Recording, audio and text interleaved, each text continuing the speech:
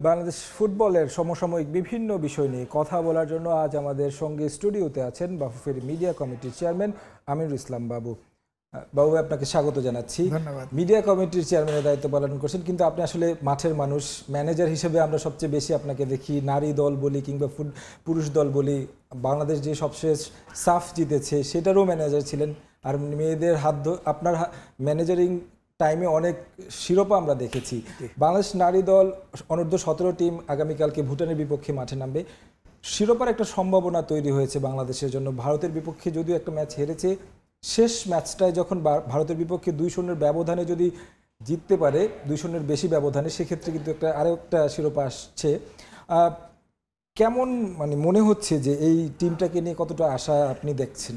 ধন্যবাদ আপনাকে, এবং সেই সঙ্গে আজকে আমাদের যে অনুষ্ঠান দেখছেন তাদের সকলকে আমরা ধন্যবাদ জানাচ্ছি। আমি বাংলাদেশ ফুটবল ফেডারেশনের পক্ষ থেকে বাংলাদেশ ফুটবলের যে নবজাগরণ আপনারা দেখতে পাচ্ছেন, যে আপনারা জানেন যে বাংলাদেশ ফুটবল ফেডারেশন নতুন কমিটি আপনার 26শে অক্টোবর গত বছর, মানে 26শে অক্টোবরে আমরা ইলেকশন করে নতুন কমিটি আসছি। আমাদের সম্মানিত সভাপতি তাবিদ আওয়ালের নেতৃত্বে নতুন কমিটি নিরলস পরিশ্রম করে যাচ্ছে। আমাদের যে 17টা স্ট্যান্ডিং কমিটি রয়েছে, এক একটা কমিটি তারা ধারাবাহিকতায় তাদের কাজ করে যাচ্ছে। তা আপনি যে কথাটা আমাকে প্রশ্ন করেছেন, সে প্রশ্নের উত্তরটা আমি দিচ্ছি। আমি আসলে দীর্ঘদিন এই মেয়েদের টিমের সঙ্গে, এবং অনেক চ্যাম্পিয়ন আমি পেয়েছি, এবং এই মেয়েরা আজকে আপনি ধরেন যে এই যে আন্ডার 17-এর যে খেলাটা ভুটানের মাটিতে, এই মাঠ মনে হয় আমার নিজের মাঠ। এই মাঠে আমি অনেক টুর্নামেন্ট আমি সাক্ষী, এবং এখানে আমি ছিলাম, অনেক চ্যাম্পিয়ন হয়ে আসছি। দেখেন একটা জিনিস, যে আপনার বাংলাদেশ দল প্রথম যে ম্যাচটা ভুটানকে তারা 3-1 গোলে পরাজিত করেছে, এবং দ্বিতীয় ম্যাচেও কিন্তু তারা নেপালকে পরাজিত করেছে, এবং নেপালকে আমরা পরাজিত করার পরে থার্ড ম্যাচটা ইন্ডিয়ার সাথে হয়েছে, এবং একদিন পর পর খেলা হওয়ার পরিপ্রেক্ষিতে প্লেয়াররা একটু টায়ার্ড ছিল। এর পরবর্তীতে এইবার সাফ কিন্তু যে নতুন একটা, আপনারা জানেন যে তারা একটা রেজুলেশন করেছে, এবং নতুনভাবে যে ডাবল লিগ খেলতে হচ্ছে, প্রত্যেকের দুবার করে সবার সঙ্গে মুখোমুখি হতে হচ্ছে, যেটা আমাদের বাংলাদেশে কয়েকদিন আগে হয়েছে, এবং বাংলাদেশে হয়ে আমাদের বাংলাদেশ দল কিন্তু ইনশাআল্লাহ আল্লাহর অশেষ রহমতে চ্যাম্পিয়ন হয়েছে।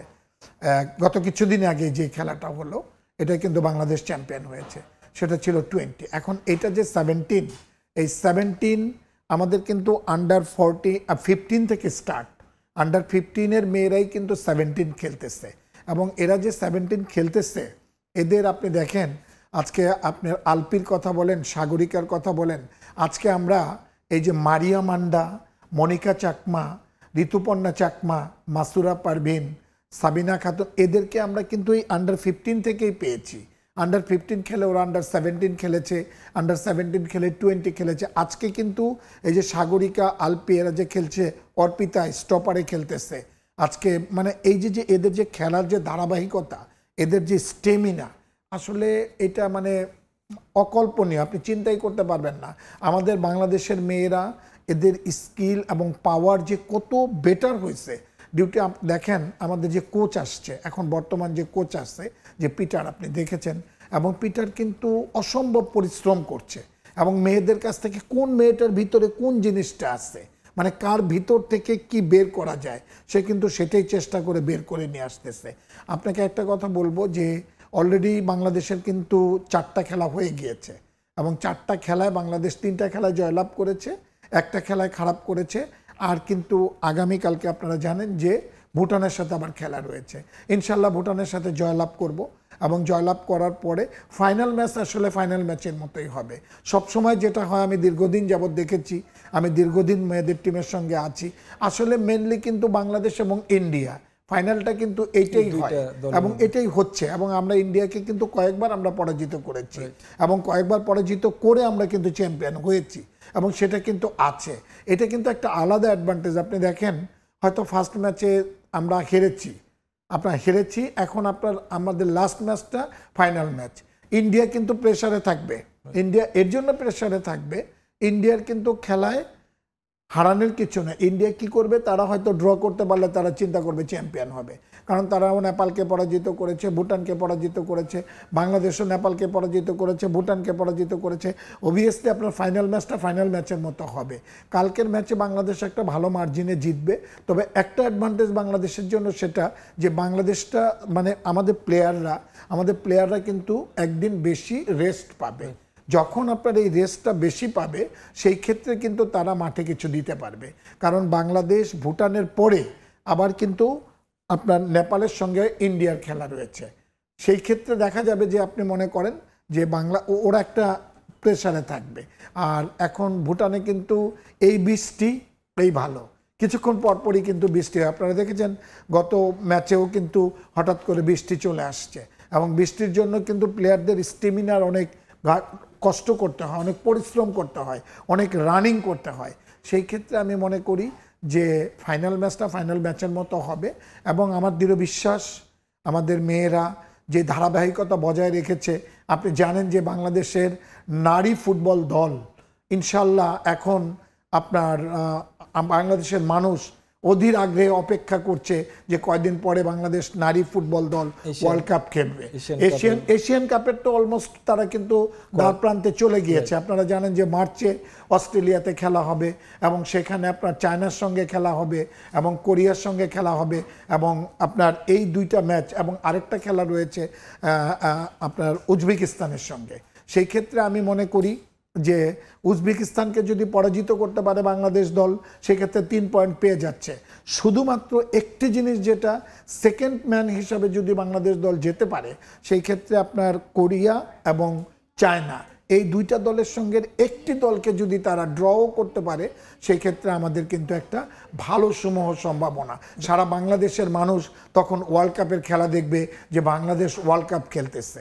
নিশ্চয়ই মেয়েদেরকে নিয়ে আমরা সেই স্বপ্ন দেখি, ছেলেদেরকে নিয়েও কথা বলবো। একটা রিপোর্ট দেখে আসছি।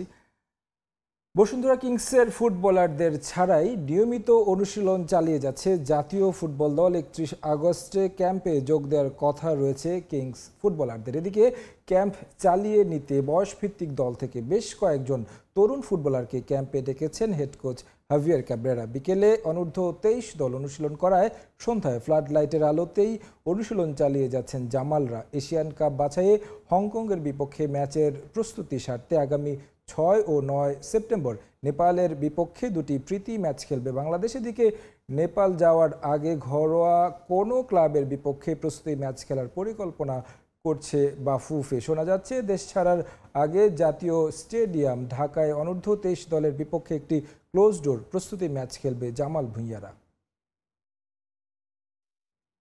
আবারও যাচ্ছে আলোচনায় বাবু ভাই, ফুটবল, মেয়েদের ফুটবল নিয়ে আসলে কথা বলছিলাম, ছেলেদেরও তো আসলে আমরা সাফল্য গাথা, এখন একটা নতুন জাগরণ হামজার আসার পর থেকে।